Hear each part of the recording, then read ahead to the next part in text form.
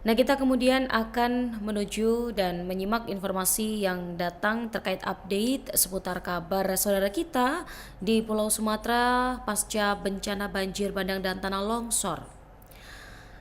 Kita kemarin baru saja mengetahui bahwa banyak ya kabarnya bendera-bendera putih ini berkibaran di Provinsi Aceh, dan ternyata pengibaran bendera putih ini kembali terjadi di Kecamatan Jaya, Aceh Jaya, Tribunals.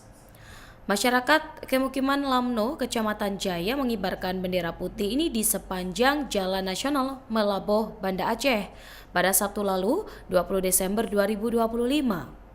Jadi pengibaran bendera putih ini tidak hanya dilakukan di sepanjang bahu jalan, namun sejumlah rumah dan toko di seputaran Lamno ini turut mengibarkan bendera tersebut.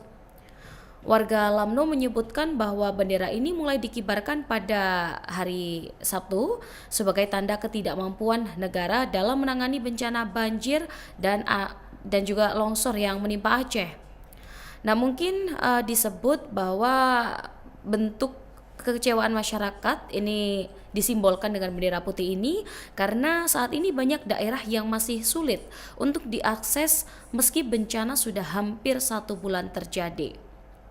Sementara itu, ada warga yang bernama Abdullah Tribuners. Ia menyampaikan apresiasi kepada para orang yang terlibat untuk menaikkan bendera tersebut. Menurutnya, apa yang dilakukan ini sudah sangat mewakili perasaan hati dirinya atas sikap pemerintah dalam penanganan banjir dan longsor di Aceh. Dan Tribuners, simak video berikut ya seputar pengibaran bendera yang dilakukan di Provinsi Aceh. Orang mengibarkan bendera putih itu seperti apa, Pak? Menggunakan bendera putih. Bendera putih. Di setiap daerah, Pak? Ya sih ada itu kopi itu apa maksud mereka? Yang itu di luar jangkauan kita. Ya siapa yang merintahkan? Apa maksudnya? Kita sudah jelaskan. Aceh dalamnya kan Soal listrik. Baik, Juga sedikit soal masyarakat listrik. media kami pikir sudah cukup karena kita sudah ada panas karena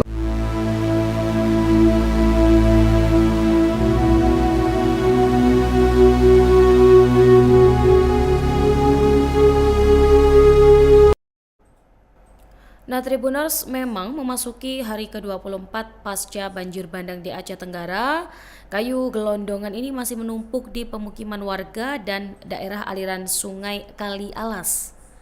Gubernur Aceh Muzakir Manaf menegaskan bahwa kayu ini boleh dimanfaatkan korban banjir untuk kebutuhan pengungsian sementara, dengan tentunya tetap berkoordinasi dengan pemerintah daerah. Nah, kayu gelondongan dan juga material bebatuan memang terseret arus Sungai Alas pada 27 November lalu dan kini masih berserakan di pemukiman penduduk dan sepanjang jalan nasional. Kemudian memang kayu gelondongan ini menyebabkan kondisi menimbulkan debu tebal yang cukup mengganggu warga sekitar. Kemudian saat meninjau Desa Lawe Penanggalan di Kecamatan Ketambe pada Sabtu lalu, Mu'alem menyampaikan bahwa kayu-kayu ini dapat dimanfaatkan korban untuk membangun tempat pengungsian atau mungkin kebutuhan lain. Nah, kunjungan Mu'alem ini didampingi Wakil Bupati Aceh Tenggara, Heri Al-Hilal, Sekda Yus Rizal ST, serta pejabat OPD terkait. Mereka juga kabarnya meninjau kerusakan parah di sejumlah titik, termasuk jembatan Barung yang putus, kemudian jembatan Natam, dan lokasi pengungsian di Desa Loser.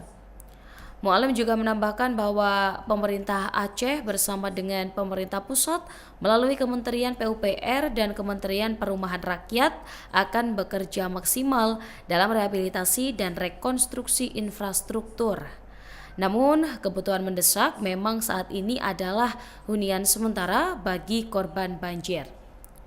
Nah, Tribuners, terkait dengan kayu gelondongan ini, ada satu korporasi atau perusahaan yang telah ditetapkan sebagai tersangka kasus banyaknya kayu gelondongan yang terbawa aliran air saat bencana banjir bandang dan tanah longsor.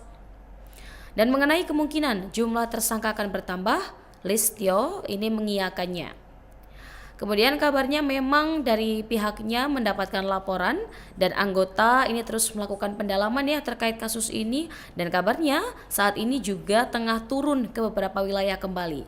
Jadi kemungkinan tersangka akan bertambah ini bisa saja ya Tribuners. Dan ketika ditanya tentang kemungkinan jumlah tersangka, Listio ini enggan menjawab dan meminta wartawan untuk menunggu saja informasi selanjutnya. Karena dari pihaknya memang masih berprogres dan memang masih naik ya untuk prosesnya. Karena pelaksanaan penyidikan ini juga harus hati-hati dan disebut jangan sampai ada kekeliruan untuk menyebut jumlah tersangka ini. Nah, pemeriksaan dengan menggunakan bukti-bukti ini juga mengarah Tribuners ke forensik juga sudah dilakukan.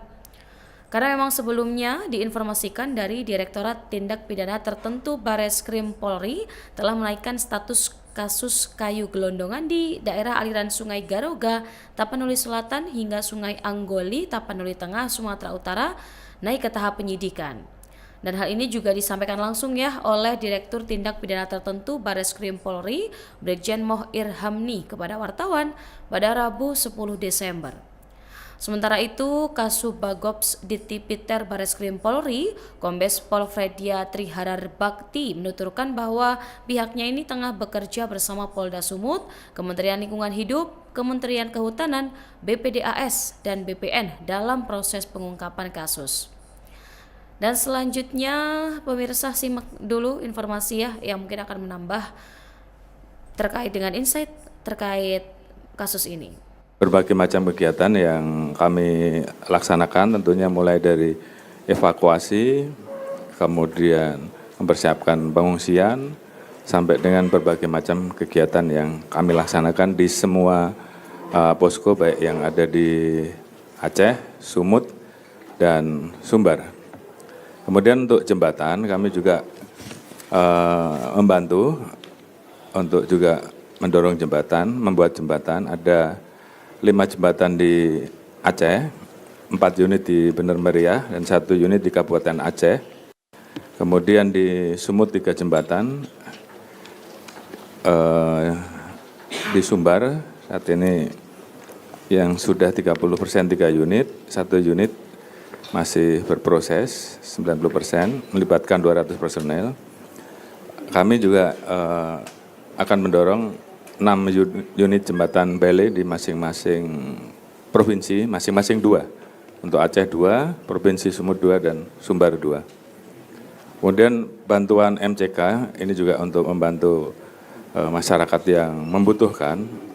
Ini kita juga siapkan mulai dari mobil toilet, mobil tangki air, kemudian jet pump, sumur bor, dan rencana penambahan sumur 48. Kemudian untuk memenuhi kebutuhan air bersih, saat ini kita merencanakan membangun 338 fasilitas sumur bor di wilayah Provinsi Aceh, 209 di Kabupaten Tamiang, 129 unit lain tersebar di kabupaten dan kota terdampak yang lain. Saat ini sudah aktif 16 titik sumur dan akan progresnya, termasuk pembangunan MCK, 4 unit fasilitas MCK di wilayah Sumatera dan 15 unit MCK di wilayah Aceh Tamiang. Kemudian download Tribun X sekarang, menghadirkan lokal menjadi Indonesia.